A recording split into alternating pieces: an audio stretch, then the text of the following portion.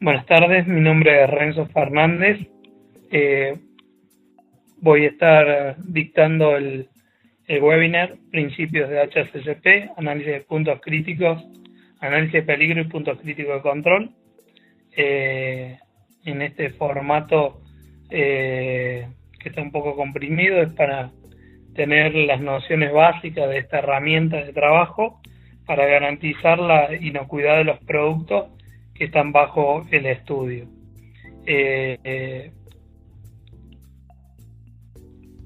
La introducción que podemos hacer a esta herramienta de trabajo fue generada por la empresa Pitbury a solicitud de la NASA para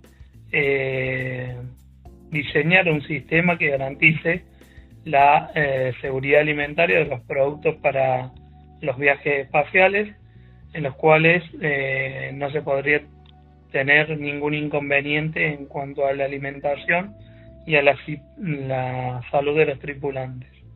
De ahí que se diseña y se toma como base el ANFE para tomar un esquema y una herramienta y diseñar este sistema que, en pocas palabras, persigue la identificación de los peligros de seguridad alimentaria, aquellos peligros físicos, químicos, biológicos, que pueden estar presentes naturalmente en las materias primas, en los procesos o en los productos terminados, incluyendo la parte de envases, que puedan ser transferidos al alimento y de ahí ser consumidos por las personas.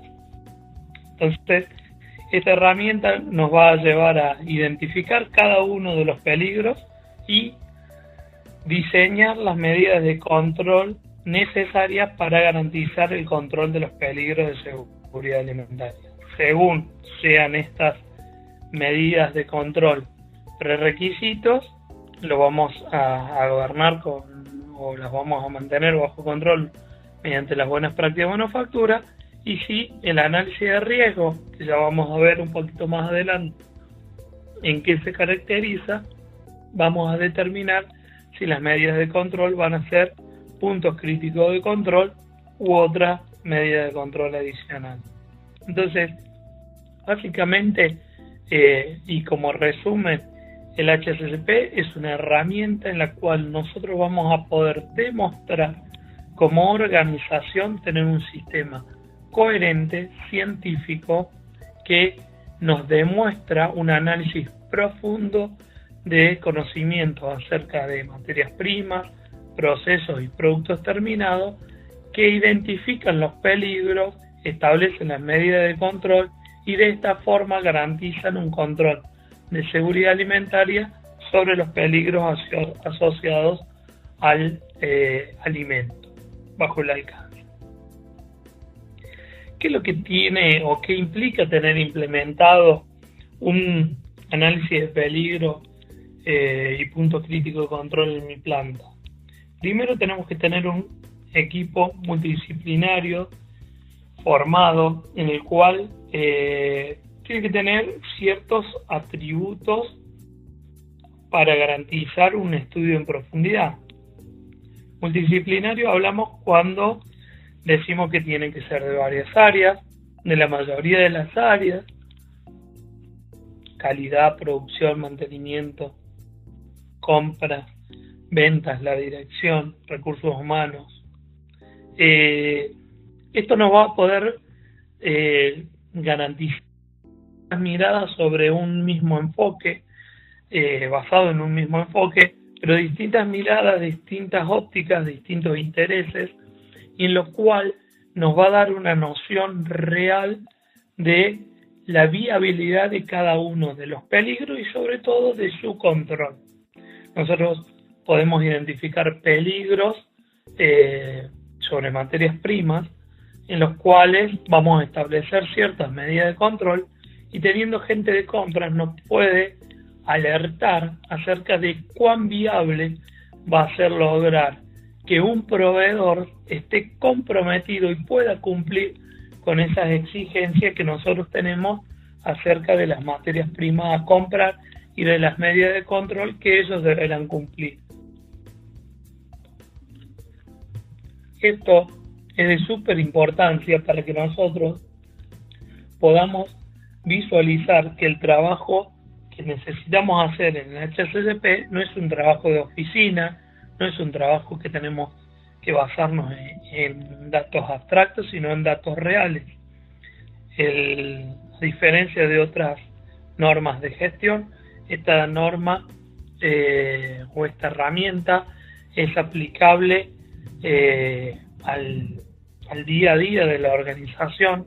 Entonces necesitamos un equipo realmente comprometido en el cual conozca de los procesos, de las materias primas, de los productos terminados, conozca cuál es la viabilidad de las medidas de control, conozca con qué grado de certeza vamos a estar trabajando y con qué grado de implementación vamos a tener o vamos a lograr un grado de implementación tal que realmente esas medidas de control que nosotros definimos realmente se puedan implementar. Los conocimientos no solo son reales desde el punto de vista de la experiencia, tenemos que tener conocimientos científicos que nos pueden dar profesionales en la materia, o podemos recurrir a personal externo en el cual nos otorguen ese conocimiento necesario para respaldar las decisiones. Lo podemos buscar en bibliografía, digamos, libros, en papers, en la legislación nacional e internacional vigente, en los códigos de buenas prácticas del sector al que pertenecemos. Entonces es de suma importancia tener gente sumamente preparada para respaldar científicamente y de un modo contundente aquellas decisiones que nosotros tomemos en cuanto a límites, a frecuencias de monitoreo, a validación, a actividades de verificación, etcétera, etcétera.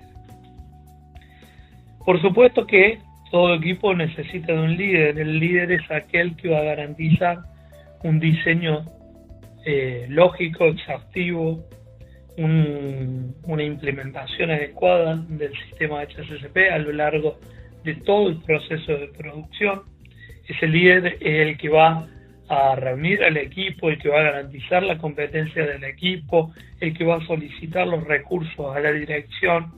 Ese líder es el que vela por el sistema de gestión de seguridad alimentaria basado en HACCP. Es el responsable del éxito del HACCP a través de su gestión. Por supuesto que no está solo, no puede conocer de todos los temas, por lo cual necesita de un buen equipo que lo ayude, pero es él quien va a unir todos esos esfuerzos, va a solicitar a la dirección los recursos necesarios y va a hacer girar un poco la rueda para llegar al objetivo de tener un sistema de seguridad alimentaria basado en el riesgo, basado en la evidencia y basado en el control de las medidas que adoptemos para controlar, valga la redundancia, los peligros de seguridad alimentaria.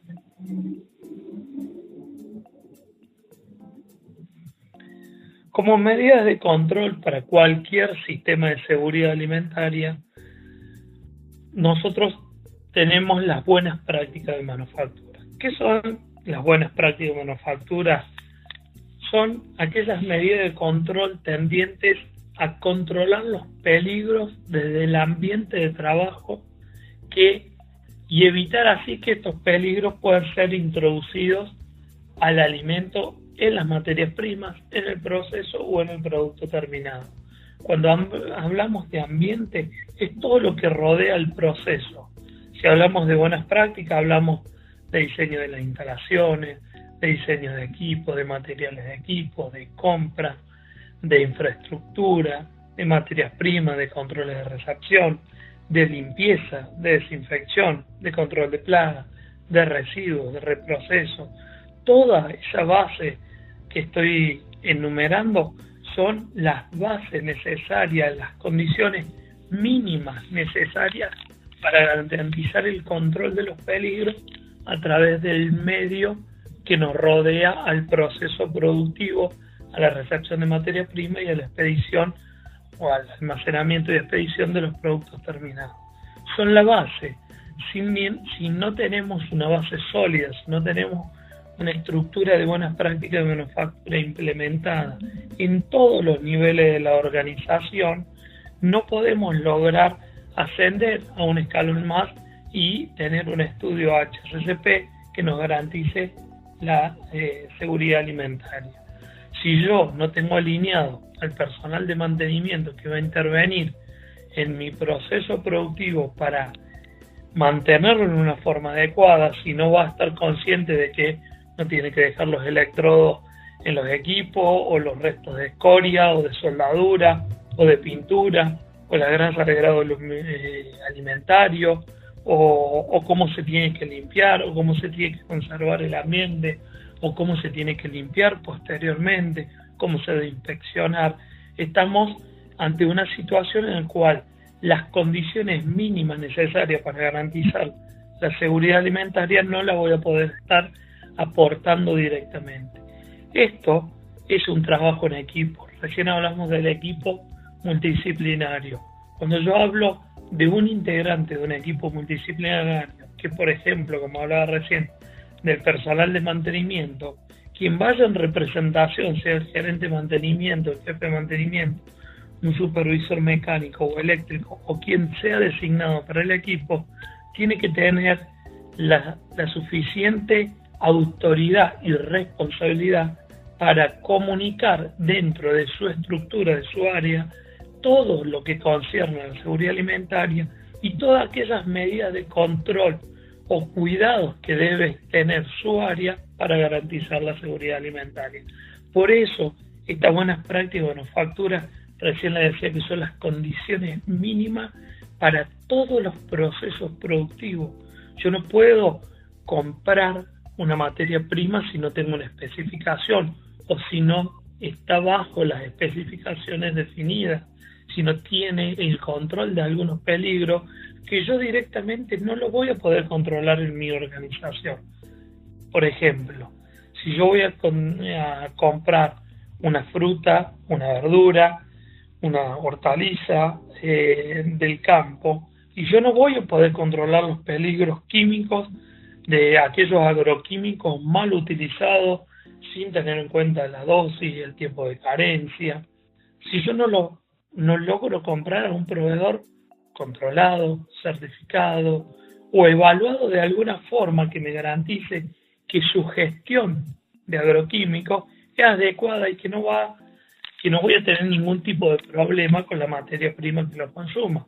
Yo lo asumo que voy a poder hacer actividades de verificación como una muestra que pueda llegar a tomar sobre un lote de producto de una materia prima y hacerle un ensayo, pero a modo de verificación, pero no de un control del 100%, pues si no, no es viable, obviamente, el negocio ni la recepción de ningún insumo. Entonces, fíjense cómo el análisis HACCP y las buenas prácticas de manufactura nos requieren un compromiso de todas las partes. Esto es fundamental para entender que si no estamos unidos, si este equipo multidisciplinario realmente no representa todo el compromiso de las áreas productivas y de apoyo, no vamos a lograr un cometido bueno, no vamos a lograr llegar a buen puerto. Si recursos humanos o la dirección define que el personal temporal, por ejemplo, ingrese al momento de empezar a trabajar y no se lo induce primero, no se lo capacita, no se le habla de las buenas prácticas, del HACCP, de las medidas de control que necesitamos, que ellos mismos mantengan e implementen, va a ser imposible trabajar. ¿Por qué? Porque vamos a tener personal formado, vamos a tener personal que trabaja adecuadamente y personal temporal que en definitiva no tienen los conocimientos y la competencia necesaria para trabajar dentro de la organización. ¿Qué conlleva esto? Conflictos entre las partes, y si el personal nuevo no lo hace, ¿yo para qué lo hago? Yo porque soy viejo lo tengo que hacer y el otro no lo hace. En definitiva, son más ejemplos de por qué tenemos que estar alineados todos en pos de la seguridad alimentaria.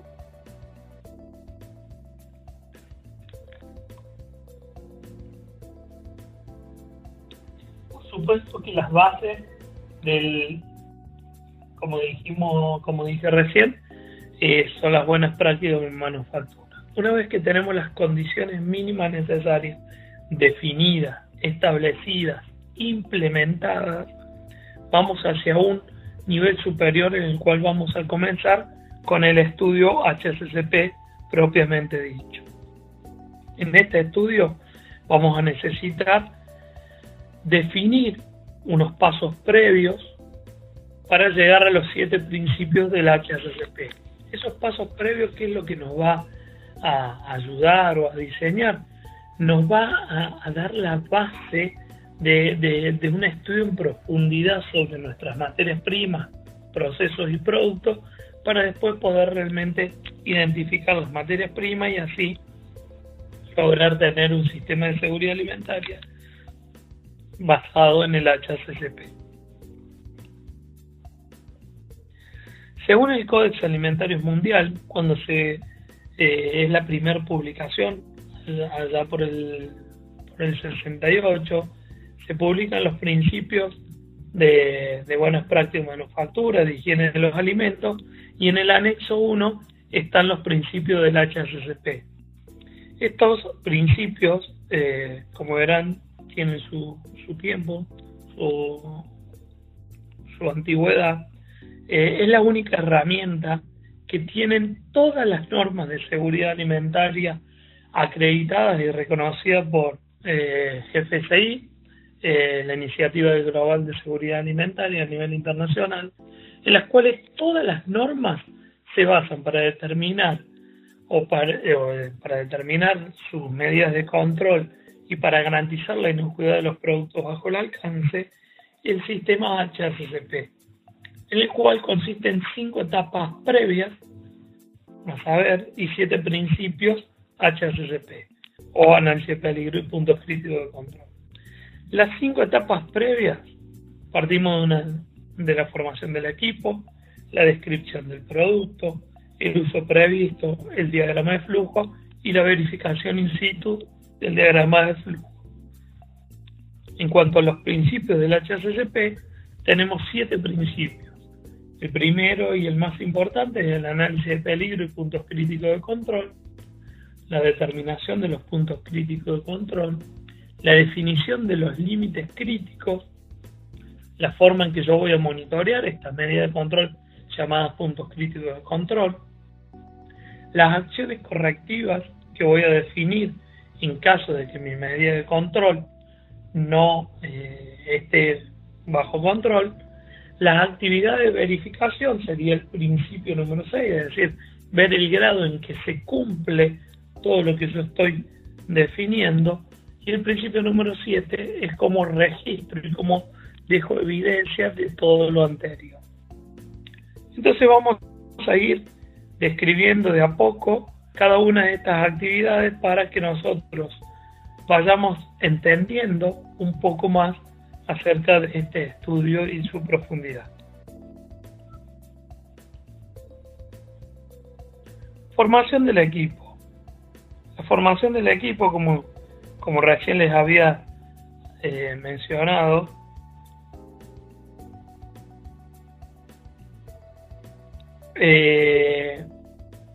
la descripción del producto, la determinación del uso previsto del producto, la elaboración del diagrama de flujo y la confirmación in situ del diagrama de flujo. Entonces, estas son las etapas preliminares. Esta va a ser la base de todo mi estudio HACCP. Formar el equipo, seleccionar a quién. ¿Cómo lo vamos a seleccionar? Lo importante de esto es lo que hablábamos recién: conocimiento, experiencia y compromiso. Conocimientos técnicos, bibliográficos, que puedan investigar, que puedan resumir, que se pueda interpretar las distintas bibliografías, la distinta legislación, los requisitos de clientes, las normas o códigos de prácticas del sector son de suma importancia y necesitamos gente formada con conocimiento e interpretación de cada uno de ellos. Necesitamos experiencia, como hablábamos recién. ¿Para qué? Para ver en qué grado se puede cumplir. Necesitamos experiencia para cuando hagamos un estudio sobre una máquina, sobre un proceso, que la gente de producción, que la gente de mantenimiento, que la gente de desarrollo, que la gente de ingeniería pueda aportar datos concretos de los peligros realmente que puede tener un equipo y no divagar en aquellos peligros que por ahí son inviables o que por la experiencia y la antigüedad que tienen cada uno de los equipos y de las personas dentro de la organización podemos determinar cuál es la probabilidad de que un peligro suceda o no suceda o pueda estar presente en el alimento. Esto es de vital importancia para hacer un sistema dinámico, un sistema ágil.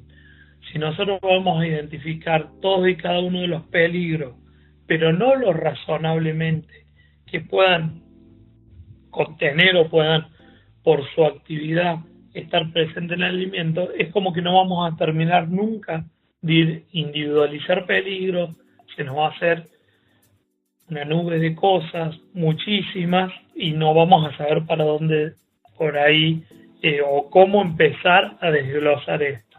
Por eso la experiencia es vital. A ver, hay una parte móvil, hay roce metal o metal, o hay posible roce metal o metal, perfecto, hay una identificación de peligro, que puede haber metal presente por una mala lubricación, una mala gestión de mantenimiento preventivo, una mala operatoria del personal, etcétera, etcétera, va a tener su medida de control. Ahora, si hay un tornillo en la pata de una cinta transportadora que abulona el piso, y es muy poco probable o casi insignificante que ese bulón se desprenda y termine arriba de la línea de producción. Entonces, cuando identificamos peligro, es eso lo que les quiero transmitir. Necesitamos gente con experiencia. Esta experiencia después la tenemos que traducir en papeles. Esta experiencia la tenemos que demostrar. Hace 20 años que esta lámpara no se quema o no se rompe. Bueno, ¿cómo lo demuestro? ¿Tengo algún registro? Muchas veces caemos en la tentación de decir, no, pero yo hace 20 años que trabajo acá y nunca sucedió. Bueno, nuestro segundo paso, ¿qué va a ser? ¿Cómo demostramos eso que sustentamos con palabras? Esa es la parte más difícil por ahí del HACCP. Muchas veces, de hecho, este curso lo están tomando gente de compañías importantes, de INALPA, donde sabemos los productos que tienen, sabemos por qué lo están tomando el curso, quieren tener un control más sobre sus productos, garantizar la inocuidad de los productos. Sabemos que los productos son buenos, si no, no estarían tan comprometidos en hacer este curso. Ahora, mi pregunta es, ¿tenemos la forma, la metodología de demostrar que realmente los peligros están controlados? Bien, esa es la forma que nosotros vamos a tener que diseñar el sistema para evidenciar el control de los peligros de seguridad alimentaria.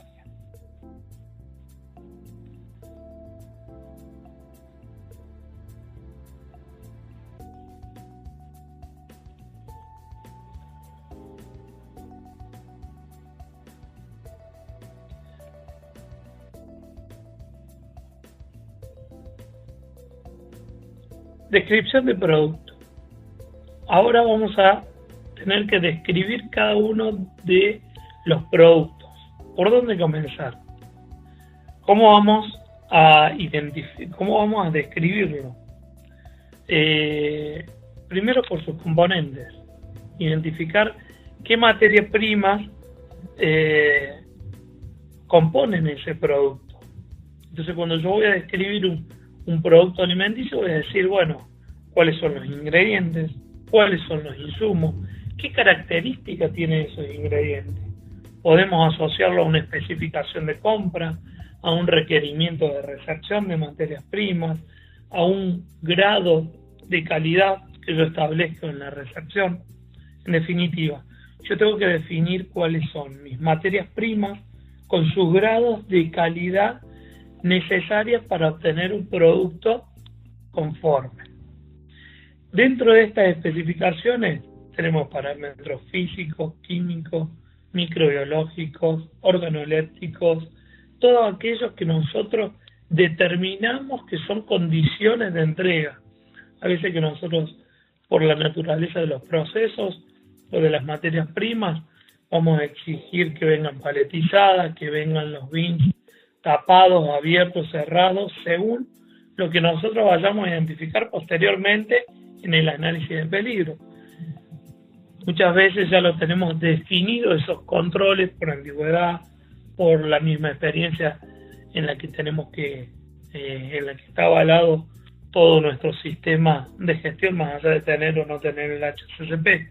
Por lo cual, es de suma importancia, volvemos a lo mismo, tener los conocimientos y la experiencia del personal para que nos confirme esto, nos agregue, y cuando hagamos el análisis de peligro nos pueda decir, ¿se acuerdan que esta medida de control antes la teníamos, ahora no, y ahora tenemos problemas y antes no? Bien, entonces, dentro de la descripción de producto, necesitamos describir todas y cada una de las materias primas, todos y cada uno de los insumos, aditivos, coadyuvantes y todo aquello que pueda ser parte del proceso, incluyendo al agua. Hay veces que nosotros, el agua no es un ingrediente, pero sí pues un vehículo para limpiar las materias primas, para transportar productos y o para limpiar nuestros equipos propiamente dichos. Entonces, también lo tenemos que contemplar a la hora del estudio HACCP. Dentro de esa característica del producto, voy a tener que empezar a ir más hacia el producto. Voy a tener que describir el proceso, cómo es el proceso de producción, cuáles son las características, cuáles son los controles que yo tengo por calidad para desarrollar un producto que sea comestible, que se ajuste al paladar, que se ajuste a los métodos de conservación. ¿Cuáles son esos parámetros de proceso que hoy por hoy llevo adelante y que sé que sin esos parámetros de proceso no voy a poder garantizar una acidez adecuada, una concentración de actividad de agua adecuada, o de sal o de azúcar, o una temperatura mínima de proceso para garantizar una pasteurización, una esterilización, o qué control le voy a hacer sobre una lata para ver el cierre efectivo de la misma, cada cuánto lo voy a controlar, por qué lo voy a controlar, quién lo va a controlar, con qué método lo va a controlar, si ese equipo es necesario que sea calibrado. Todo eso lo voy a describir en un marco de cómo se hace mi alimento, cómo es el proceso productivo en el cual yo voy a tener un control sobre distintas variables que yo voy a definir, que yo tengo establecido para garantizar que el producto no cause daños. Por otro lado, tengo que describir algo que recién dije, lata o un envase. Todos los envases tengo que describirlo. Cada una de nuestras presentaciones que pueda ir un mismo producto, lo voy a tener que describir. ¿Para qué? Para ver también sus características, las necesidades de tener controlados ciertos peligros. Por ejemplo, si es una lata, los barnices, la soldadura, cómo fueron diseñadas, cómo se garantiza la hermeticidad, cómo se garantiza un cierre. Entonces, la forma de describir todo el producto incluye a aquellos envases primarios en el cual van a hacer a la seguridad alimentaria. Por supuesto que también vamos a describir su rotulación, ya que en la rotulación vamos a tener el tercer principio, digamos el tercer paso previo, que se acuerdan que yo les decía que era el uso previsto. Entonces, dentro del uso previsto yo voy a definir qué es lo que voy a definir, cuál es mi objetivo, cuál es mi mercado objetivo de este alimento que estoy diciendo que es para consumir. Hay un mercado objetivo, hay un grupo poblacional dirigido específicamente, hay algún grupo poblacional con cierto riesgo de consumir mi producto, tengo algún alérgeno dentro de mis productos que pueda ser perjudicial para alguien, tiene azúcar mi producto y puede ser algún problema para un diabético, tiene sal mi producto, puede ser algún problema para un hipertenso. En definitiva, describir mi producto y el uso previsto, describir a quién está destinado. Si sé que hay un grupo vulnerable, lo adelanto, lo describo en el envase, lo alerto, o también me sirve marketineramente para vender mi producto. Si yo no tengo, si es sin tag mi producto, yo lo puedo inscribir, lo puedo poner en el rótulo y voy a ganar un mercado a aquellas personas que tienen esa patología, ese impedimento o esa intolerancia al gluten, y también me da cierta imagen, cierta visualización dentro de una góndola, de decir, tienen una certificación, tienen certificación de producto, pueden garantizar de que no tienen un alérgeno, y eso por supuesto que obviamente lo deben saber más que yo, es una buena imagen para la compañía. Entonces, las conclusiones de esto es que nosotros tenemos que conocer nuestro producto. ¿Cuáles son los peligros que vamos a poder identificar si conocemos nuestro producto, nuestras materias primas, las condiciones en las que tienen que venir, las condiciones en que tiene que ser el proceso y nuestro producto terminado, describiendo todas aquellas actividades o la descripción propiamente o la especificación del producto terminado, cuánto va a ser su pH, sus concentraciones de sales, de azúcares, sus pH, todo aquello que concierne a la seguridad alimentaria, su método de conservación, su esterilidad, su pasteurización o cualquier método que yo tenga como control, me va a dar una idea muy acabada al terminar de escribir esto de cuál peligro realmente yo me tengo que preocupar y cuál realmente es un peligro que lo puedo controlar con una buena práctica o buenos factores. ¿De qué va a depender? Y obviamente de los datos que nosotros tengamos, de la información que recabemos, de la experiencia que tengamos, de todo aquello que nosotros podamos demostrar y podamos validar posteriormente a colocar una medida de control.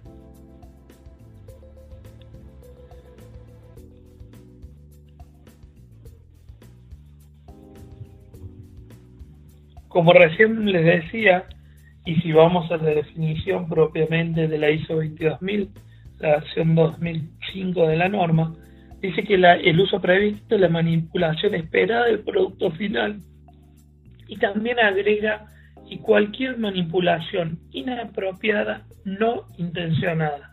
Es decir, si nosotros sabemos que a una lata el consumidor es normal que vacíe su contenido de un grano, de un choclo, de una arveja, y lo haga en una ensalada, lo ponga en una preparación, en una tarta, en donde lo utilice, podremos suponer que todos, por ese contenido neto que tiene, la van a consumir directamente y nada más. Entonces no habría ningún problema. Ahora también nosotros sabemos que hay algunos que no consumen todo una lata. Y sí también sabemos que es muy práctico porque la lata ya viene limpia por dentro, entonces y lo dejo en la heladera dentro de la lata. Si nosotros sabemos que eso puede tener asociado algún peligro de seguridad alimentaria, nosotros vamos a tener que describir, porque sabemos que es una manipulación inapropiada, no intencionada, porque la ama de casa que va a colocar la misma lata abierta durante 2, 3, 4, N días en la heladera hasta que vuelva a consumir la arveja, no lo está haciendo porque quiere intoxicar a la familia. Lo hace por desconocimiento, lo hace porque no tiene conocimiento o por una ignorancia sobre el manejo del alimento. Entonces somos nosotros los que tenemos que velar por la inocuidad de los productos que elaboramos. Para eso, ¿qué vamos a hacer? Tenemos un rótulo, tenemos una recomendación. ¿Y por qué es importante esto que tanto hablé recién de que sea multidisciplinario? Porque esta medida de control que va directamente al consumidor, si marketing no participa de las reuniones de marketing comercial, quien esté encargado del diseño y del desarrollo del producto y de la etiqueta, lo puede confundir y puede decir, bueno, pero este uso que dice después de abierto, colocarlo en otro recipiente o retirarlo de la lata, y esto lo decimos siempre, ya lo sabe el consumidor, no lo pongamos. O que tenga un realce y no da para el marketing. Es como que lo tratamos de tonto a la gente, o puede traernos aparejado otros problemas, o mejor lo saquemos, o lo pongamos en letrita más chica. Entonces, cuando nosotros hablamos de un equipo multidisciplinario, es que todos pensemos en seguridad alimentaria. Todos estemos abocados a que estas son medidas de control, que estas medidas de control son eficaces siempre y cuando se lean, se puedan leer, y no cuando tenemos un fondo oscuro con una letra oscura y no lo pueden leer. Entonces, el concepto global de seguridad alimentaria tiene que llegar a toda la organización y todos tenemos que estar realmente comprometidos para lograr este objetivo de seguridad alimentaria.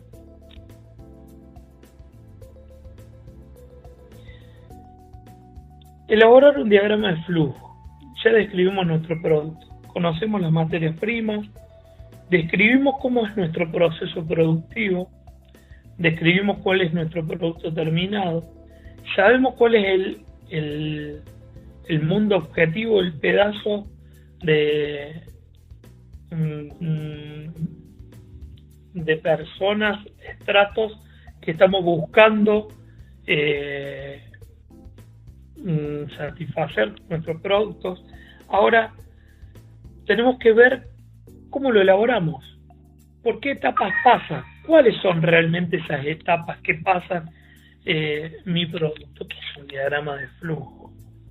Es ver que cada etapa pasa mi materia prima para ser procesada, para ser producto terminado. Todas las etapas se tienen que tener en cuenta.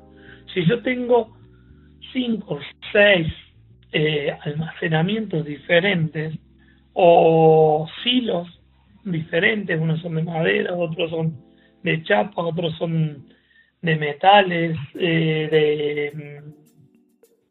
revestido con epoxi, de distintas superficies, de distinto diseño. Los transportes, algunos serán hidráulicos, otros por cangilones, otros por rosca. Si lo tenemos a todas estas condiciones, tenemos que describir cada una de estas etapas, por más que en la misma etapa sea transporte o que la misma etapa sea el almacenamiento de la materia prima. ¿Por qué será esto? Y porque cada uno tiene asociado un peligro particular que el otro no lo puede tener. Si yo tengo una superficie de acero inoxidable, voy a tener un peligro asociado o no, que es distinto al tener una pared pintada de epoxi, al tener un silo de madera, al tener un silo de tela. En definitiva, ¿qué es lo que estoy diciendo? Cada una de las etapas hay que analizarla individualmente para ver posteriormente si en esa etapa se puede incorporar algún peligro de seguridad alimentaria por mal mantenimiento, por desgaste, por mal trabajo, por mala operatoria, etcétera, etcétera. Entonces, importante desde este punto de vista. El diagrama de flujo tiene que ser lo suficientemente detallado para poder individualizar en cada uno de las etapas aquellos peligros individuales de cada etapa. Ahora, si yo tengo en una misma etapa 3 lavadoras y las 3 lavadoras a rodillo son exactamente iguales, difiere de una capacidades nomás, pero el principio es lo mismo, los peligros son los mismos, podemos incluirla en una misma etapa de lavado. Bien, entonces, volvemos a lo mismo. Hay que hacer un sistema dinámico y ágil. Las etapas que se pueden unir, si yo tengo un transporte a rosca o tengo cangilones, y los cangilones son siempre de plástico y son del mismo material y tienen el mismo principio y funcionamiento, y voy a poner transporte de cangilones una sola vez, analizo el peligro y tengo en cuenta los 10, 12 etapas de cangilones en cada una en las distintas etapas del proceso. Ahora, si tengo 10 o 12 etapas distintas de transporte, y tendré que nombrar las 10 o 12 distintas. ¿Se entiende? Hacerlo dinámico, cuando se puede agrupar, se agrupan, cuando tengan los mismos diseños, los mismos peligros, eso lo pueden agrupar sin ningún problema, pero no olvidarse el detalle para tener control sobre todo y cada uno de los peligros que puedan venir o estar asociados a los equipos y a las etapas de los procesos en que estamos produciendo nuestros alimentos. Etapa fundamental y con muchos desvíos en cualquier tipo de auditoría es la verificación in situ del diagrama de flujo. ¿Qué es verificar in situ el diagrama de flujo? Vuelvo al concepto de que no es un trabajo de oficina, no es un trabajo de computación lo que estamos diseñando. Estamos diseñando un sistema de seguridad alimentaria para la planta. Entonces, cuando yo hago el esquema, un esquema de cuadrado, un flow sheet, donde tengan los dibujos como ustedes lo quieren interpretar o lo quieren diseñar, está bien, siempre y cuando esté completo, pero pueden ser en cuadradito, pueden tener la forma de los equipos, pueden hacerlo de forma vertical o lo pueden hacer como está diseñado el flujo dentro de su sistema productivo, como ustedes lo quieran hacer y se puede interpretar, el auditor se adapta. Lo importante es que todos estemos comprometidos con esto. Para esto tenemos que verificarlo in situ, es decir, no tiene que ir el líder del equipo HACCP o calidad solo o el de calidad y producción solo a verificar el diagrama de flujo. Tienen que ir el equipo HACCP en las etapas, obviamente que corresponden. Tendrán que ir y visualizar, imprimir ese diagrama y verificar que realmente todos los transportes que identificaron son ahí, que no hay ningún pulmón intermedio que nos olvidamos, no hay cosas que se hayan desviado por una modificación de mantenimiento, de ingeniería, de desarrollo, de capacidad, de producción, y que no haya sido contemplado. Es muy común ver dentro de las auditorías que los diagramas de flujo no se cumplen. ¿Por qué? Y porque acá y metimos una tolva, porque acá había un rebalse, entonces pusimos una tolva que nos sirve de pulmón y ese pulmón nos quedó chico y después hicimos otro transporte, o desviamos parte del flujo para acá y hay un reproceso y esta agua viene de acá, la recuperamos y eso no está identificado. Y esto puede tener un peligro asociado, que no lo tuvimos en cuenta a la hora de hacer el análisis de peligro, que no está identificado dentro de mi diagrama de flujo. Como mínimo debe ser actualizado una vez por año. Lo importante es tener un equipo comprometido que recuerde la importancia de su trabajo para garantizar la seguridad de los productos. Entonces cada uno que va a generar un cambio dentro de un proceso, dentro de una materia prima o dentro de un producto terminado, va a informarlo al equipo HACCP. ¿Para qué? ¿Para cambiar todo? No. Para que sea analizado y vea si es factible o no sea factible. mire, compra, va a comprar este tomate porque sale más barato. Ajá, perfecto, pero es de un proveedor que no conoce. Viene de una zona que hay riesgos de agroquímicos. Bueno, el equipo se reunirá y dirá, bueno, pero para garantizar la inocuidad de los productos, para hacer viable el negocio, tenemos que aceptar esas compras de materias primas por ahí que no están homologadas como lo habíamos definido. Ahora, ¿qué condiciones mínimas necesarias se requiere para esa materia prima venga a planta y garantice la inocuidad de los productos? Y bueno, mira, si le compramos esto y primero tomamos una muestra, hagamos análisis agroquímico, hagamos algo, vamos a tener que invertir algo de dinero, algo de tiempo para eso, pero después compramos una materia prima más barata. ¿Se entiende? Si yo voy y ingeniería me dice, no, por hacer más eficiente la línea voy a cambiar esta etapa del proceso, y cambia la etapa del proceso, y también tendrá que actualizar tanto en el diagrama de flujo como en el análisis de peligro para ver si esa etapa que modificó, que se optimizó, realmente puede introducir algún peligro de seguridad alimentaria al alimento que está bajo el alcance.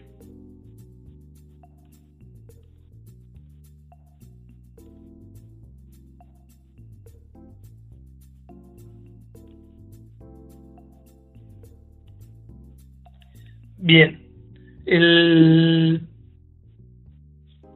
pasa lo mismo con una actividad de mantenimiento. Mantenimiento fue hacer una actividad particular, como no les daba, hizo una modificación en el proceso, y si esa modificación no es comunicada inmediatamente, seguramente no será más comunicada. ¿Por qué? Porque el día a día nos lleva, porque no se pudo afianzar en el diagrama de flujo, no hicieron un sistema totalmente ágil de comunicación. Entonces dijeron, no, pero esta etapa, ¿qué peligro va a introducir? A lo mejor esa etapa no introduce ningún peligro, pero nos queda desactualizado. Después justo va el auditor, va siguiendo el diagrama de flujo y hay una etapa que no está actualizada. Por eso vuelvo a insistir en esto de que necesitamos un equipo totalmente comprometido con la seguridad alimentaria en todas las actividades que desarrolla dentro de la empresa.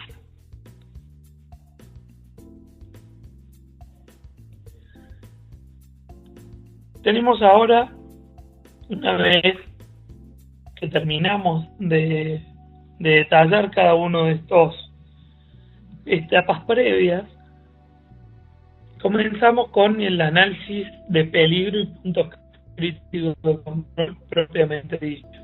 Ya tenemos un bagaje de conocimiento a esta altura, más allá de que ya nos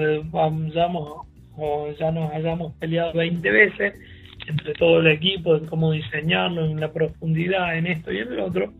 Ya vamos a tener un conocimiento muy, muy acabado, mucho más ordenado, una estructura más sólida acerca de todo nuestro producto elaborado.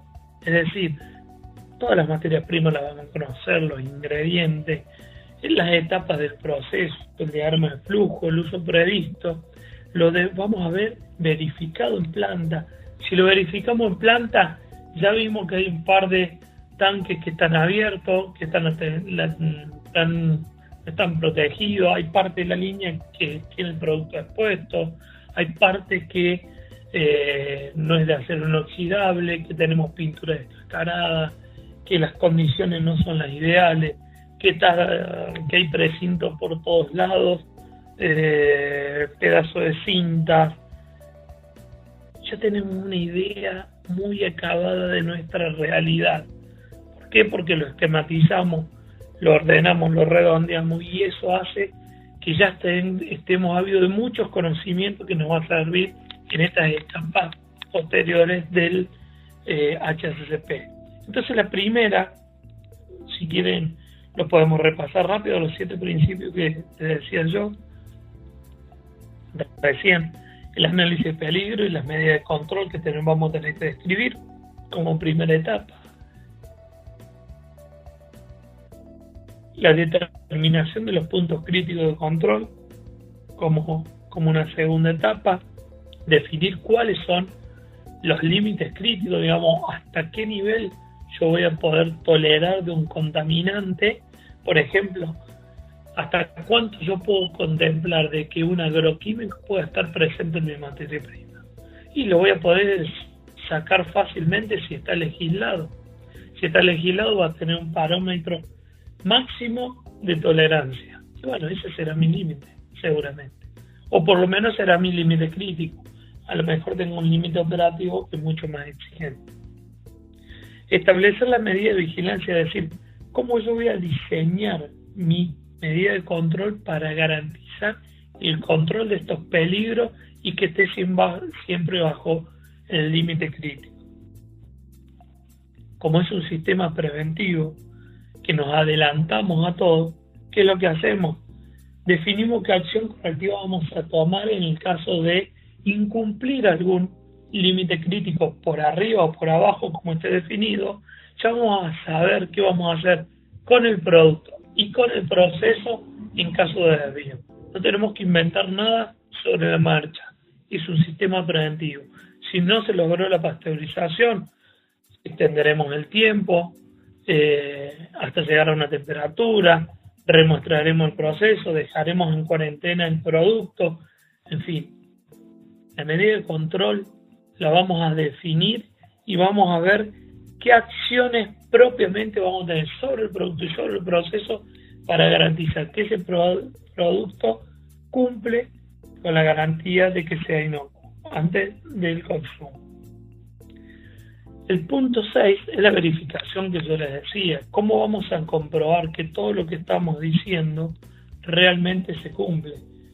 No vamos a descansar solamente en quien monitorea, sino vamos a tener actividades paralelas de verificación para ver que ese monitoreo se cumpla con la frecuencia determinada, con las características definidas, que lo haga la persona competente y en las condiciones que están establecidas. Por último, esto deberíamos dejarlo registrado y documentado para tener la evidencia del control de seguridad alimentaria.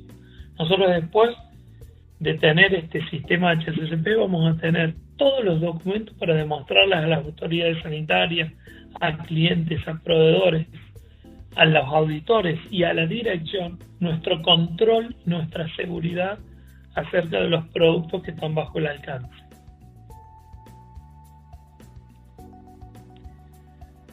Identificación de los peligros. ¿Qué es lo que vamos a tener que identificar en cada una de las etapas de las materias primas y de los productos intermedios y terminados? Aquellos peligros físicos, químicos y biológicos que puedan estar presentes en el alimento. Estos peligros lo vamos a poder categorizar de esta forma, teniendo en cuenta la naturaleza de esos peligros.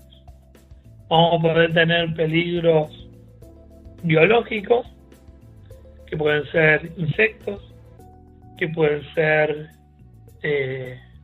microorganismos, que pueden estar en la materia prima, que también pueden desarrollarse en alguna etapa del proceso por falta de limpieza. Productos químicos, y como químicos podemos tener desde micotoxinas, agroquímicos, metales pesados, detergentes. Como físicos, y todo lo que viene en el campo con la materia prima en su conjunto puede ser un peligro físico, desde los cuerpos extraños, desde la tierra, plásticos, vidrios, y por supuesto que también vamos a tener peligros físicos que pueden ser incorporados dentro del proceso productivo, como un rozamiento de metales, como plásticos de un cangilón, metales de un cangilón, químicos por supuesto que también podemos tener en el proceso, como la lubricación, ¿no? Entonces en las próximas podemos individualizar, por ejemplo, los físicos, como decía recién, ¿no? Y para ir un poquito más a una definición, ¿qué es un material o un peligro físico? Un material o elemento extraño que en condiciones normales no se encontraría en el alimento. ¿Bien? Entonces, es importante llevarlo a este plano, es decir, si yo en algún momento voy a consumir una arveja, y la arveja no es normal que tenga piedra, que tenga palos, que, que tenga uñas postizas, que tenga un piercing, que tenga un plástico. Entonces, donde yo lo identifica cada uno de estos peligros, ¿qué voy a tener que identificar? ¿Qué medidas de control voy a tener? Si yo identifico la piedra, la tierra, los palos, las semillas, las hojas, que vienen desde la parte de producción primaria, voy a tener unas medidas de control que van a ser las primeras que son inclusive del proceso productivo. El cómo descargo una materia prima, el cómo la lavo, el cómo la enjuago, el cómo la clasifico, el cómo la selecciono. Eso ya directamente es una selección física en la cual yo voy a intentar, generalmente puede ser óptica también, por supuesto, para segregar. No es otro principio productivo que la separación de mi producto o de mi materia prima objeto a los contaminantes. Ahora, yo puedo introducir peligros como plásticos, acrílicos, uñas postizas, aro, piercing, reloj, cerámica, que están en la planta y que yo voy a tener condiciones mínimas necesarias de buenas prácticas de manufactura para poder implementar acá. Entonces yo voy a tener un control de plásticos, de acrílicos, en aquellos lugares del proceso donde yo vea un cierto riesgo, en el cual si se rompe ese acrílico o ese plástico duro o ese vidrio, puede estar en contacto directo con mi producto terminado o mi producto en proceso o que no está cubierto o desnudo en el proceso. Por eso es importante, porque voy a contaminar el alimento. Y fíjense que en uno tenemos métodos que vienen diseñados por el mismo proceso productivo, como yo le decía, los que vienen asociados a la materia prima, y otros que nosotros vamos a tener que establecer como medidas de control. Y esas medidas de control, en algunos casos, pueden que lleguen a ser significativos y que puedan ser PCC, y otros no. Con condiciones mínimas las vamos a solucionar. Yo no tendría por qué tener problemas con uñas postizas o con aros o piercing si el personal cumple con buenas prácticas de manufactura y antes de ingresar al local productivo se saca las alianzas, se saca el reloj, la pulsera, los aros, el piercing, se coloca su cofia, su indumentaria definida por la organización, y así controlamos muchos peligros. Y esos peligros se tienen que identificar, sí, se pueden haber identificado porque en algún momento alguien los tuvo, pero son condiciones mínimas necesarias que no deberían pasar. Hay otros elementos dentro del proceso que yo no los podría identificar como peligro, porque en la etapa del proceso no existe. Si yo no hay azulejos, no hay acrílicos, no los llevo y no los voy a poder identificar. Pero donde tenga identificado un peligro, tengo que identificar cada medida de control, sin importar que en alguna otra etapa haya un control posterior. Por ejemplo, muy común es que digamos, sí, bueno, ¿y para qué tenemos filtros? ¿Y para qué tenemos mallas? ¿Para qué tenemos tamices? ¿Para qué tenemos detectores de metales? ¿Para qué tenemos un pasteurizador? ¿Para qué esterilizamos? Son todas medidas de control posteriores para el control de algún tipo de peligro. Entonces no es muy fácil de decir, che, escucha, invertimos $7.000, $8.000, $10.000 en un detector de metales y vos querés que controle todos los metales de la planta. ¿Y para qué lo tenemos?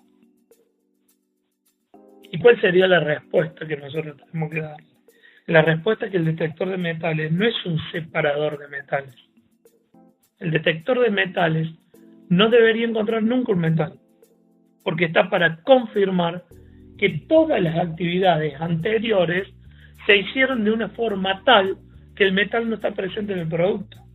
No está para sacar metal el detector de metal. ¿Se entiende? Entonces, conceptualmente, nosotros tenemos que identificar en cada una de las etapas cada uno de los contaminantes y qué medida de control está asociado. Si yo tengo asociado que un cangilón puede estar partido, puede romperse, ¿cuál es el mantenimiento preventivo? ¿Cuál es la medida de control? ¿Cuál es la inspección? ¿Está asociado? No hay asociado. ¿Es necesaria la medida de control? Sí, para controlar el peligro. Perfecto. Diseñemos una medida de control. Establezcamos un mantenimiento preventivo o predictivo o lo que sea. ¿Se entiende? Entonces, importante de esto es, en cada una de las etapas, identificar el peligro y asignar una medida de control, más allá que la sinergia de las distintas medidas de control o la implementación de una medida de control superior, después me va a confirmar que el peligro no esté presente dentro del alimento.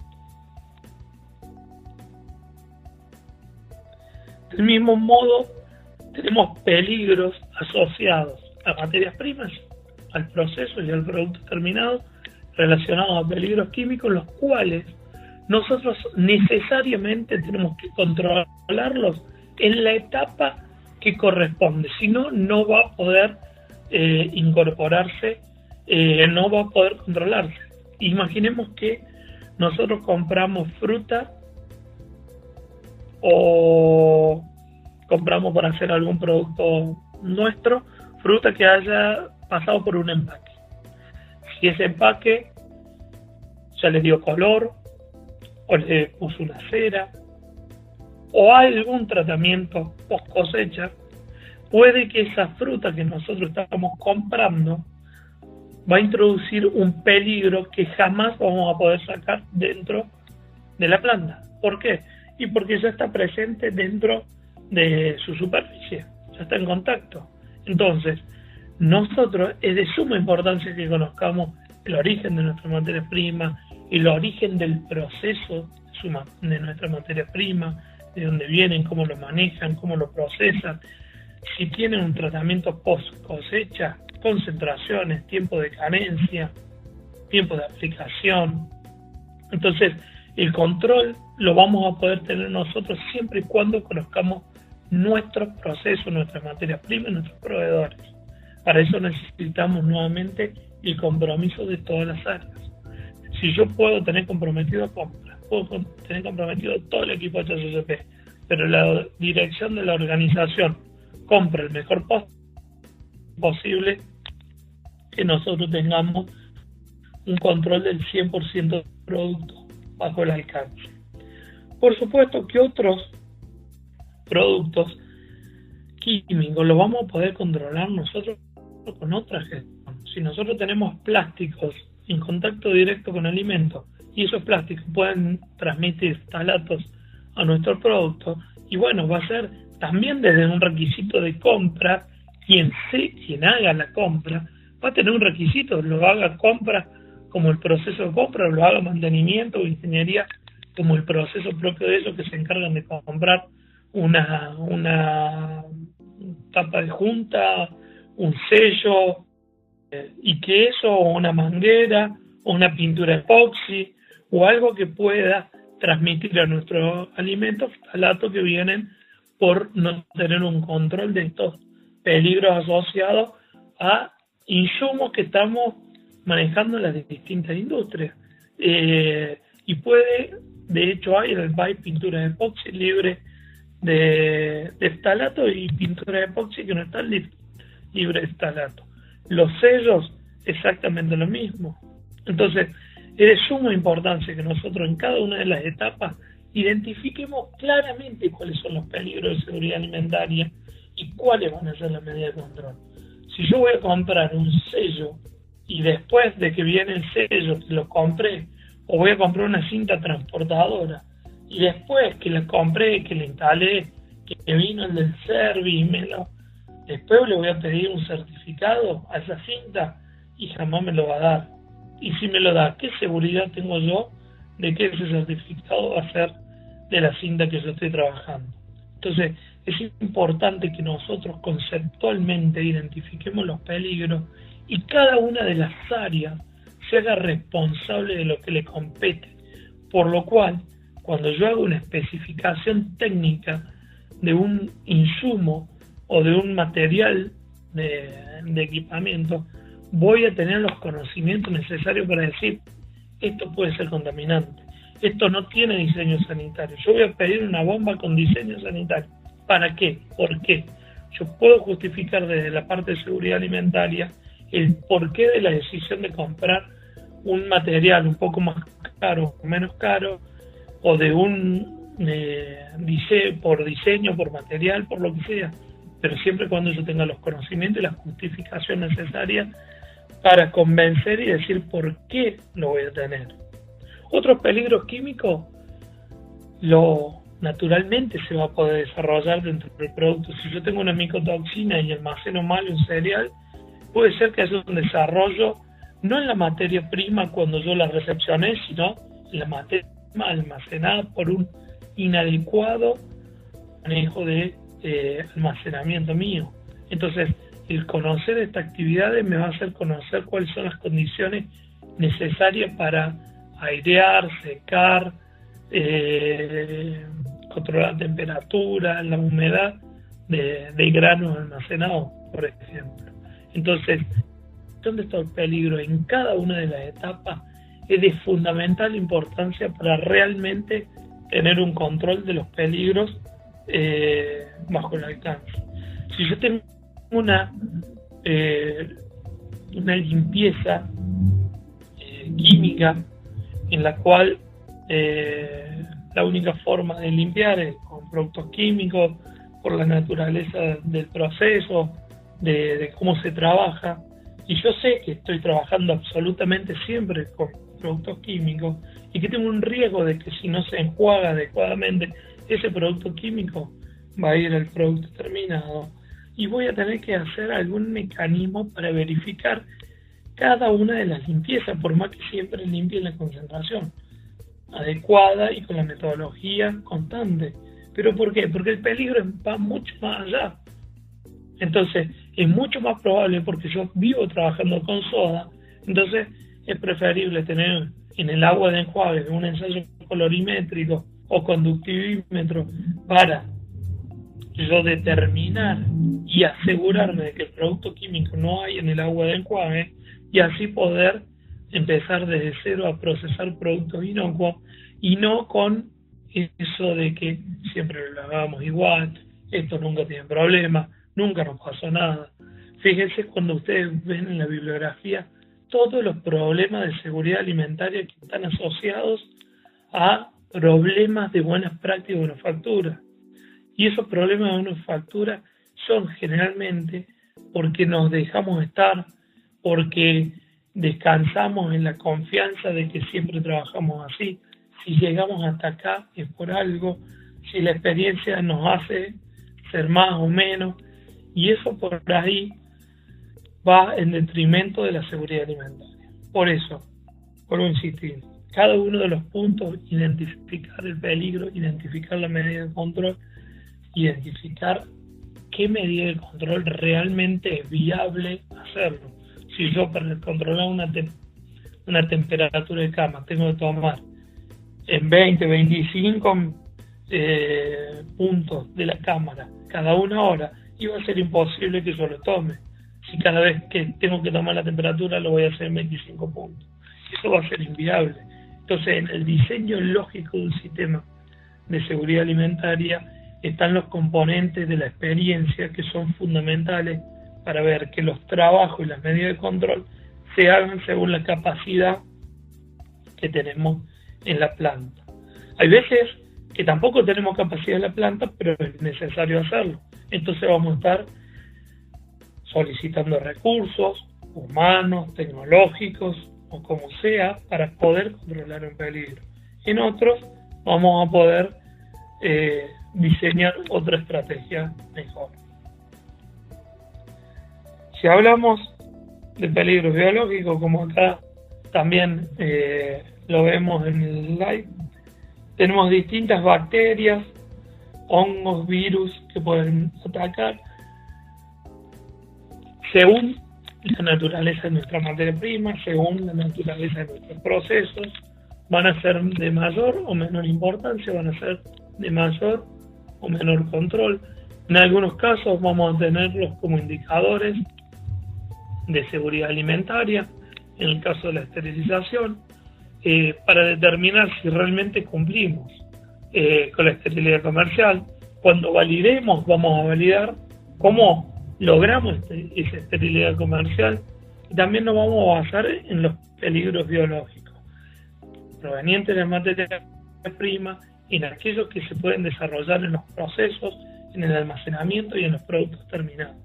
Entonces, volvemos y acá ya entramos también un poco más fino en la necesidad de contar en cada una de las organizaciones con el personal, con la competencia necesaria para poder garantizar la seguridad alimentaria.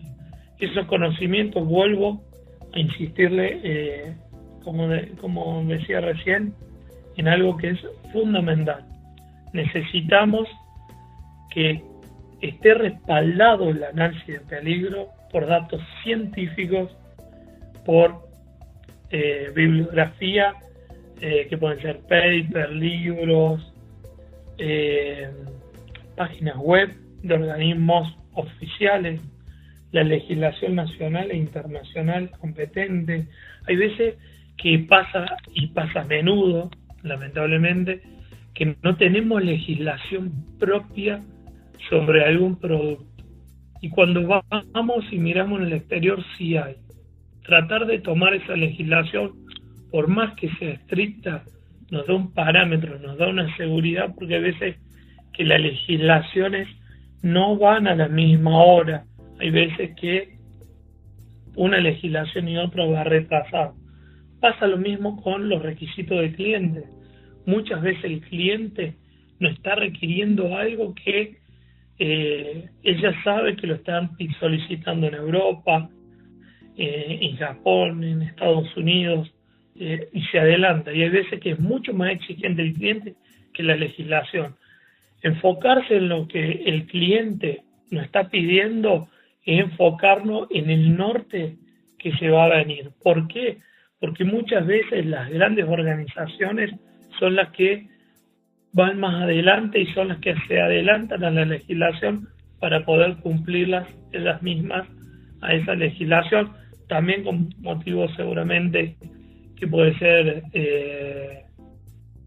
comerciales, para demostrar capacidad que otras organizaciones por sus tecnologías y procesos no podrán tener, y así poder acceder a otros mercados. Pero en definitiva mi conclusión es que nos fijemos en las cosas que se exigen a nivel mundial como objetivo de mejora. Si yo tengo que en alguna materia prima es hasta 20 en Argentina y hasta 4 en Europa, y tratemos de llegar hasta 4, no vayamos solamente a la legislación nacional. Llegar a la legislación nacional es simplemente llegar a comercializar acá. Trabajar en pos de la seguridad alimentaria va un poquito más allá, y es tratar de, más allá del cumplimiento particular de la legislación, es tratar de acceder a los valores y a los mercados más exigentes para demostrar que nosotros tenemos realmente capacidad del control de los peligros de seguridad alimentaria. Siempre recuerden que cuando hablamos de seguridad alimentaria hablamos de los peligros que deben ser controlados antes del consumo.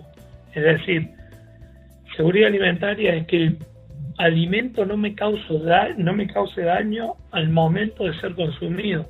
Es un concepto bastante nuevo. Si nos vamos en 2005, un poco antes, es un concepto que se introduce en cambiar la filosofía del HACCP. El HACCP estaba destinado a que uno cumpla y que el alimento sea inocuo hasta que vos sales de la expedición de tu sistema. Y eso es bastante duro porque conocíamos que un producto lácteo perecedero tenía problemas en la cadena de distribución, pero el HACCP nuestro llegó hasta el portón del establecimiento. Y eso no es lo adecuado. Lo adecuado es decir, yo conozco que mi producto puede ser o tener un peligro que no lo voy a controlar yo, sino lo va a controlar en etapas posteriores. Y yo de alguna forma lo que se piensa ahora es, yo lo tengo que anticipar, lo tengo que controlar, se lo tengo que comunicar. De alguna forma me tengo que comprometer para que toda la cadena de valor se comprometa para que el alimento no llegue al consumo en mal estado y cause un daño al ser consumido. Entonces esto es un punto muy importante a tener en cuenta. Ya no trabajamos más sobre un HACCP, sobre el producto inocuo, y a mí no me importa dónde va después. Señores, si el producto que va en lata de Inalpa lo abre un consumidor, no le importa, no le va a importar en ningún momento en qué supermercado, en qué hipermercado, en qué almacén de barrio o en qué chino compró el producto. No le va a importar de qué marca es. Entonces nosotros tenemos que cuidar nuestra marca. Dentro de esa marca tenemos que saber que hay distintos canales de comercialización con distintos niveles de control y en los cuales nosotros somos responsables solidarios y principales responsables. Si estuviéramos en Europa, seríamos responsables solidarios. ¿Por qué? Porque en Europa, por ejemplo, responsable solidario es la cadena de comercialización. Entonces, si ustedes ven cómo se exigen hoy las cadenas de supermercados a la industria para que estén certificados, viene por una cuestión que se le está exigiendo a ellos. Ellos son responsables solidarios de comercializar productos en mal estado en Europa. Por supuesto, acá no, por lo cual se vería afectado casi con seguridad la marca solamente del producto. En cambio, en Europa, tanto se castiga eso como quien aceptó vender productos en mal estado. Entonces, por eso es importante que nosotros visualicemos y conceptualicemos lo que es la seguridad alimentaria al momento de consumo. Para eso, tengo que trabajar en toda y cada una de mis etapas del proceso, en identificar los peligros, en ver cuáles son mis medidas de control y no minimizar la última medida de control que tenemos, que es la rotulación de los productos alimenticios.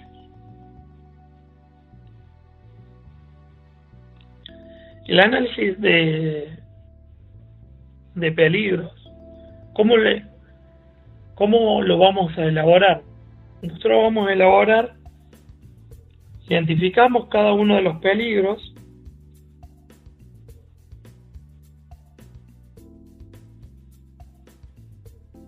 y a cada uno de esos peligros ahora le tenemos que asignar un riesgo.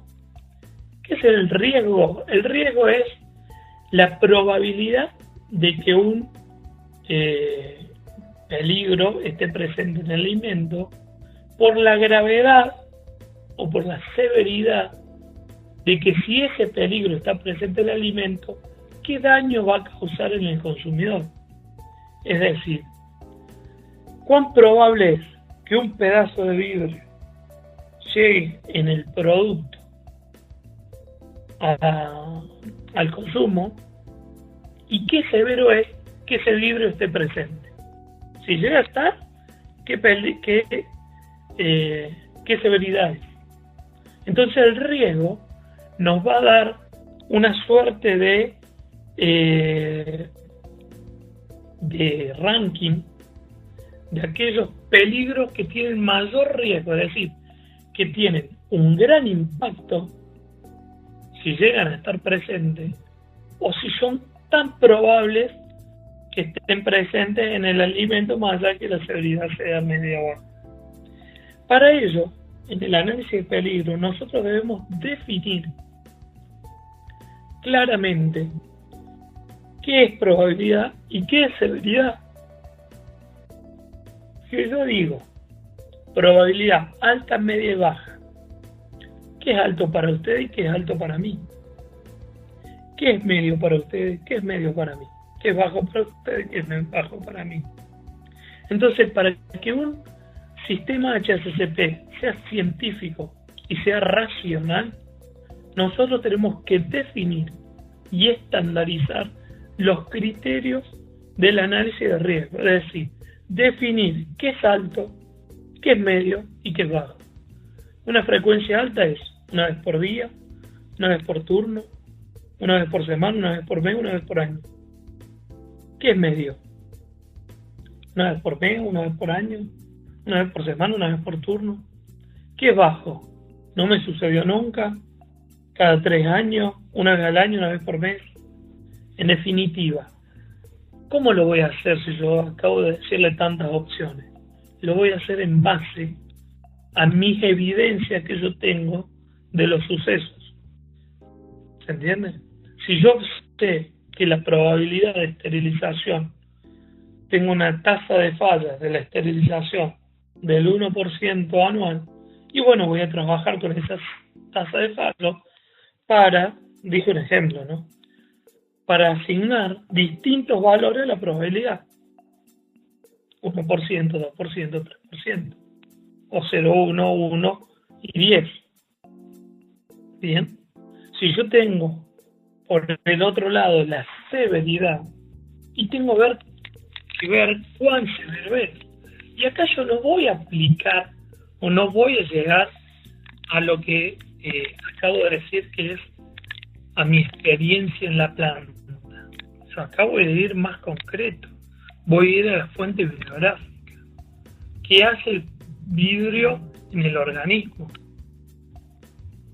¿Va a pasar con un cierto tamaño por todo el tracto digestivo y no me va a cortar? ¿O cuando me corte va a perforar el intestino? ¿Eso me va a llevar a la muerte? ¿Me va a dejar grave? ¿Va a tener consecuencias, alguna molestia? ¿Va a ser para estar internado, no internado? En definitiva, tengo que categorizar esto y dar una ponderación. Seguramente que una enfermedad grave o inclusive la muerte podrá ser alto. Y aquel peligro que esté que sea menor, tendrá un peligro más bajo, pero siempre lo vamos a tener que definir. Entonces, cuando nosotros analicemos el riesgo, vamos a poder definir claramente que para el vidrio o para para el Clostridium botulinum, tenemos una severidad alta y una probabilidad alta, media o baja según las características que nosotros podamos demostrar.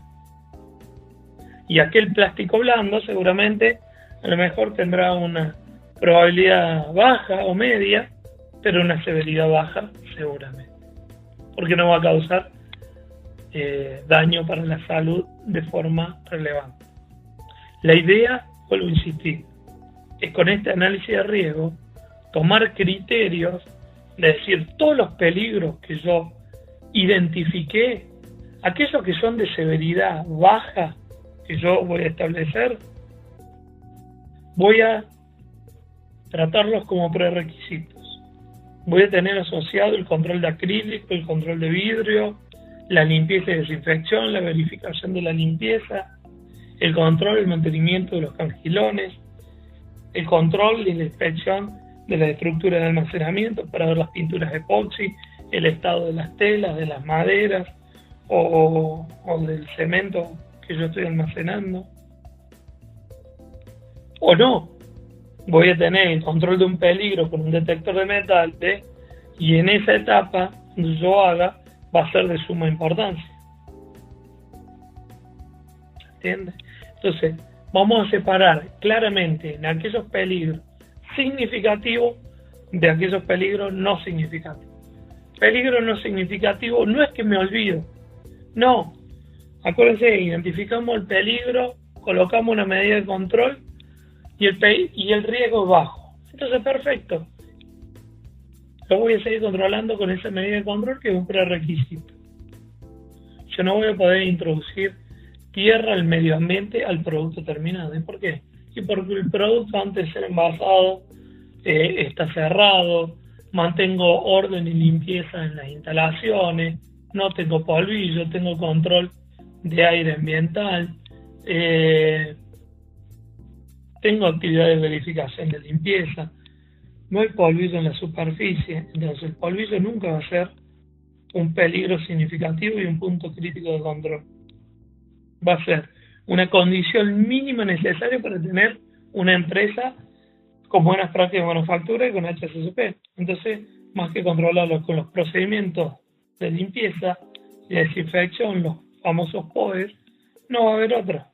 Ahora, etapas decisivas, como el control de una esterilidad de una lata, seguramente va a ser una etapa con alto, no sé si con alta probabilidad, pero con alta severidad y con consecuencias alarmantes en el caso de que no se cumpla la esterilidad industrial del producto.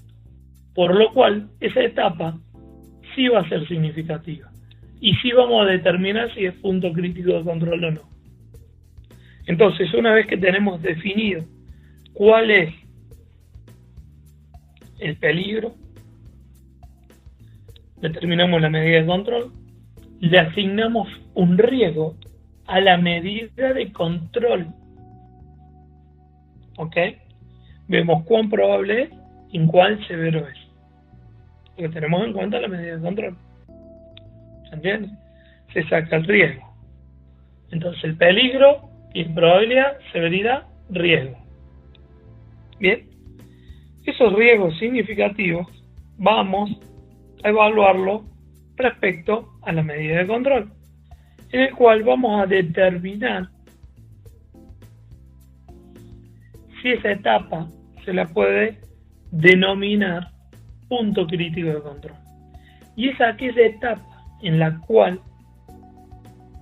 es la última medida de control que puede garantizar la eliminación o la disminución a nivel aceptable de un peligro que está identificado. Si yo tengo una esterilidad comercial, puedo determinar que mi lata no va a contener microorganismos que puedan causar la muerte.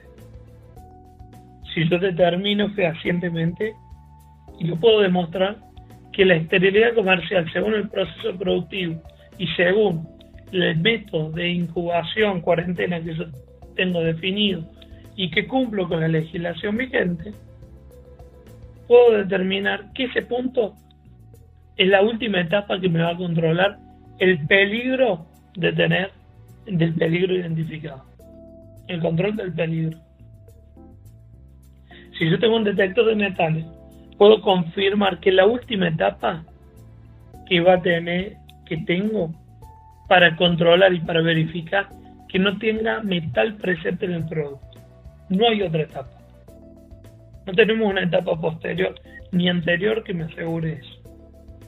Por lo cual, ese punto crítico de control va a ser una medida de control, la medida de control más estricta que yo voy a tener dentro de mi sistema HACCP para garantizar que el producto es inocuo.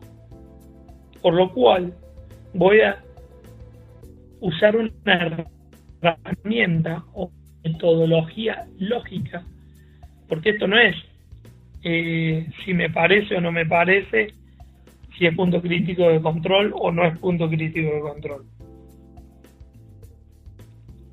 ¿Qué herramientas lógicas podemos utilizar a la hora de definir cómo es, cómo determinar si es un punto crítico de control? La más conocida es una secuencia lógica que se llama árbol de decisión, que está en el Códex Alimentario Mundial, que lo pueden bajar del Código de Higiene de Alimentos del 68 de forma gratuita en la página del Códex Alimentario Mundial, en el cual pueden acceder, y ahí está la herramienta, que no es más que es un árbol de decisión donde nos va haciendo las diferentes preguntas en las cuales nosotros tenemos que determinar si el peligro, si la medida de control realmente es un peligro, digamos, si esa medida de control es un punto crítico de control o no. Es decir, que lo primero que nos dice es si el peligro, si existe la medida de control para el peligro que identificamos. Si no hay, nos hace directamente a que busquemos una medida de control. Si es necesaria para la seguridad alimentaria, nos hace directamente ir a definir qué medida de control tenemos. A ver, yo tengo una etapa, no tengo el detector de metales, perfecto. Tendría que tener una medida de control para garantizar que toda mi limpieza de los productos previo al envasado me garantiza que es efectivo para la ausencia de metales. Y si es no, voy a tener que tomar otra medida de control. Y esa medida de control seguramente será un detector de metales. Ese detector de metales, ¿en qué etapa va a estar? Antes del envasado. Y si después tengo una lata, pero voy a tener un detector de rayos X, voy a controlar cuerpos extraños, aparte de metales, no metales y acero inoxidable. Por la naturaleza del producto que está envasado, mi detector de rayos X tiene la capacidad para detectar todos los contaminantes que yo identifiqué como peligro de seguridad alimentaria. Porque hay veces que caemos en el error de que nos venden un equipo que es un detector de rayos X, pero no tiene la capacidad de identificar los peligros que nosotros identificamos en el proceso productivo. Por eso cuando uno va a analizar qué medida de control, cuando nos falta y tenemos que definir qué medida de control vamos a utilizar, algo fundamental es ensayar con los peligros que realmente pueden estar presentes en el alimento. Si esos peligros no son controlados, la medida de control no va a ser suficiente y, por supuesto, no va a ser eficaz. Entonces, posterior a eso, nos dice, ¿la medida de control ha sido exclusivamente diseñada para esto? A ver, el detector de metales, ¿está para esto o está en una etapa anterior para otro tipo de actividad? A ver, como para que lo entendamos. Hay veces que un detector de metales está para cuidar un equipo, porque tenemos una troqueladora, una laminadora posterior, y en el cual a mí me importa más que el metal no me rompa los cilindros de troquelado, las matrices, que el peligro de seguridad alimentaria en sí, porque yo seguramente después en esa línea tengo posteriormente otro detector de metales previo al envasado. Pero ese primer detector de metales en realidad me está cuidando el equipo. Y muchos de las etapas del proceso en realidad están siendo ubicados para eso. En realidad, si yo primero limpio o sumerjo una fruta en agua y le estoy separando de la materia prima todas las impurezas, que después seguramente en los rodillos esas impurezas me romperían la cutícula de la fruta, la piel de la fruta, y ahí tendría otros problemas. Entonces, hay veces son tecnológicos, a veces son de limpieza, de cuidados anteriores. Entonces, por eso la pregunta está bien finita, bien clara, bien detallada, es decir, ¿se está haciendo por seguridad alimentaria? Sí o sí, sí, es un punto crítico de control. ¿Yo para qué esterilizo? Para lograr la esterilidad comercial, para que mi producto no sea inocuo. Está definido para eso la etapa. Perfecto. Entonces, ¿qué va a ser? Un punto crítico de control. Después hay otras sucesivas preguntas, que si el peligro puede aumentar a niveles superiores, si hay etapas posteriores en las cuales el peligro puede ser controlado. Si no hay etapas posteriores, el peligro, esa etapa es un PCC. Y si hay etapas posteriores, por supuesto que esa etapa no es un punto crítico de control. Entonces, para redondear, el punto crítico de control es la medida de control que es esencial para prevenir y eliminar un peligro relacionado con la inocuidad de los alimentos o para reducirlo a nivel aceptable. Hay veces que el peligro no se lo va a controlar 100%. Puede estar presente. Hablamos de los agroquímicos, podemos hablar de la esterilidad comercial, que un cierto número definido y avalado legalmente puede estar presente en el producto terminado. Después de ahí, todos los otros mecanismos que nosotros vamos a definir son para determinar y para afianzar esa medida de control.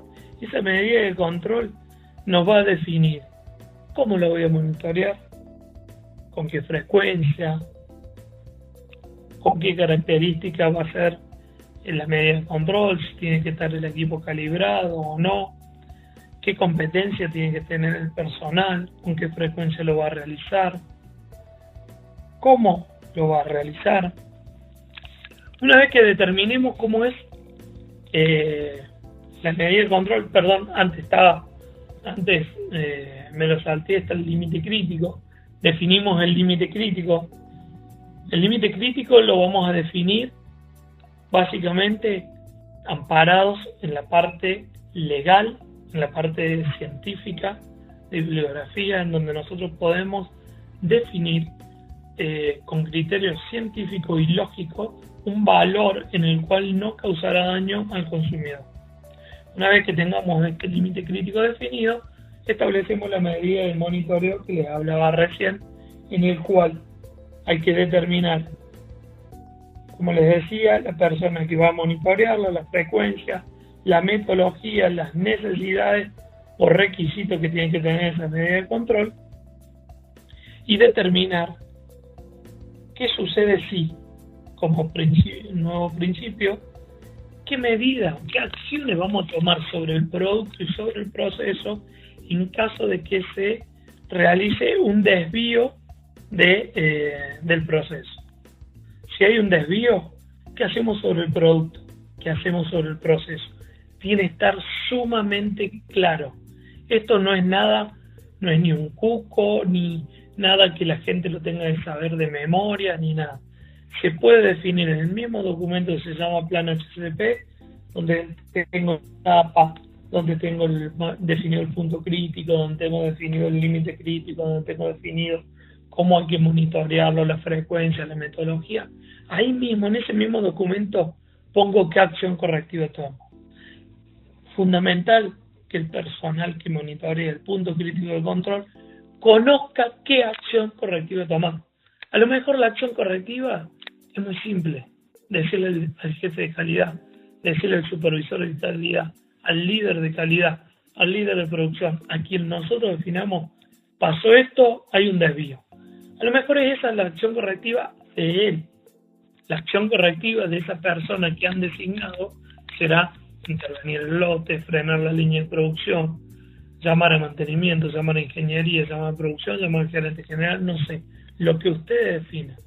Pero lo importante es que todas y cada una de las acciones correctivas estén claramente definidas, se cumplan en cada una de las etapas, y eso es una actividad que se audita siempre. En todas las auditorías le van a preguntar cómo se monitorea, qué acción correctiva tomás en caso de, mira, freno la línea, le hablo a mi superior, le hablo a mi supervisor, ellos toman las acciones correctivas. No. Reproceso el producto, identifico el producto, segrego hasta el último control que me dio conforme. Bueno, eso depende de qué puntos críticos tengamos, depende cómo nosotros diseñamos nuestro sistema de gestión, depende de la capacidad y la competencia técnica de la persona que monitorea el punto crítico de control. Son todos elementos que nosotros vamos a tener que consensuar en este equipo multidisciplinario para decir, che, tenemos capacidad, es confiable nuestra gente, nuestro personal, nuestro sistema para delegar en un líder de producción el punto crítico de control. No, esterilidad comercial, si no el gerente de calidad o el gerente de producción, nadie va a dejar esa responsabilidad en manos menores. Perfecto, es definido. Lo importante es que se toma, se establezca, se defina y se implemente de esa forma. Después vamos a ver la etapa de verificación. La etapa de verificación es una etapa fundamental para que nosotros estemos tranquilos, que todo lo que diseñamos realmente se cumple según lo que estaba pactado. Si nosotros dijimos que el monitoreo se hace cada 2 horas, se hace cada 2 horas, se hace por el personal competente, con la misma metodología. Cuando hubo una que tomó una acción correctiva, se tomó la acción correctiva adecuada, se puede trazar, está registrado todo, el personal está formado, lo entrevisto y me contesta lo que corresponde. Entonces es una medición sumamente importante que ustedes la definan y la defiendan para que sea competente, que realmente nos dé una idea de lo que es eficaz el sistema. Muchas veces las verificaciones son tildes en un registro para ver que se cumplió la frecuencia y nada más. Nadie va a ver que el operario haga la metodología que está establecida. Nadie se preocupa que cuando hay un desvío se tomen las acciones y que se busquen los registros y ver que realmente se tomó la acción correctiva, que se dispuso el producto como no conforme, se los intervino, se los liberó después por el personal designado. Entonces la actividad de verificación puede ser simplemente un esquema para conformar a un auditor y que tenga un tipo de chequeo, está bien, o realmente una actividad seria de compromiso con la seguridad alimentaria, que eso es lo que deberíamos perseguir más allá de un certificado, por más que esto está en contra por ahí de los intereses a los que represento. Pero vamos conceptualmente, la actividad de verificación tenemos que ver el grado en que se cumple lo que diseñamos. Como última actividad, en los principios HACCP tenemos el registro, es cómo diseñar y cómo registrar los peligros de seguridad alimentaria. Cómo en la medida de control definida para controlar los puntos críticos de control. Cómo es el documento en el cual va a estar establecido, definido todo el sistema HACCP, cómo va a estar definido el plan HACCP, la etapa, el punto crítico de control, el límite crítico, la forma en que voy a monitorear, la verificación y la verificación. Todo eso tiene que estar documentado, tiene que estar registrado, tiene que ser coherente y tiene que ser confiable. Si yo hay un registrador automático y que solamente me registra, pero nadie verifica que los tiempos, las temperaturas se hayan cumplido, no me sirve absolutamente de nada. Si yo tengo alarmas sonoras, el programa está seteado, pero nunca verifico que las alarmas suenen, realmente el monitoreo no me sirve en absoluto para nada. Entonces, cuando nosotros definamos, tenemos que definir las evidencias también que vamos a diseñar para demostrar que realmente se cumplen los niveles de seguridad alimentaria definidos por el equipo HACCP.